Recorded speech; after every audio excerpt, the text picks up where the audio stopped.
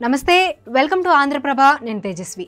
ఏపీలో జగన్ ప్రభుత్వం మరోసారి తామే అధికారంలోకి వస్తామని ధీమాగా చెబుతోంది. ఈ నేపథ్యంలో ఎన్నికల హామీలుగా బ్రహ్మాండమైన వరాలను ఏర్చి కూర్చి మేనిఫెస్టోని రెడీ చేస్తోంది. అందులో పాత హామీల సొమ్మును పెంచేందుకు రెడీ అయింది.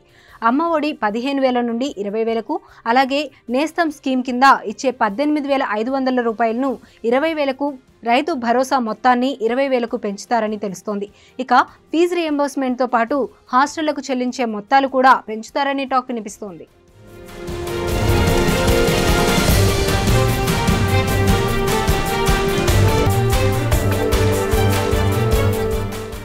సామాజిక పెన్షన్ను 3 నుండి 4,000 రూపాయల దాకా పెంచుతున్నట్లు తెలుస్తోంది. కొత్త హామీలలో రైతులకు రుణమాఫీ 2 లక్షల వరకు అనేది ఈసారి అత్యంత కీలకం కాబోతుంది. అలాగే డ్వాక్రా మహిళలకు రుణాల మాఫీపై మేనిఫెస్టోలో పొందుపరిచే అవకాశం ఉందని చెబుతున్నారు పొలిటికల్ ఎక్స్పర్ట్స్. మహిళలకు ఫ్రీ బస్ జర్నీ ఉంటుందని అంటున్నారు. గ్యాస్ సిలిండర్ 400 రూపాయలకే ఇచ్చే విధంగా స్కీమ్ని అమలు చేయబోతున్నట్లుగా తెలుస్తోంది.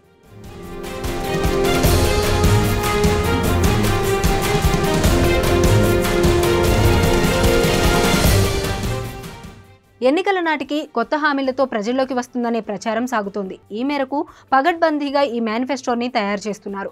ఇప్పటికే ఇందులోని కొన్ని హామీలు టీడీపీ సూపర్ 6లో అనౌన్స్ చేసింది.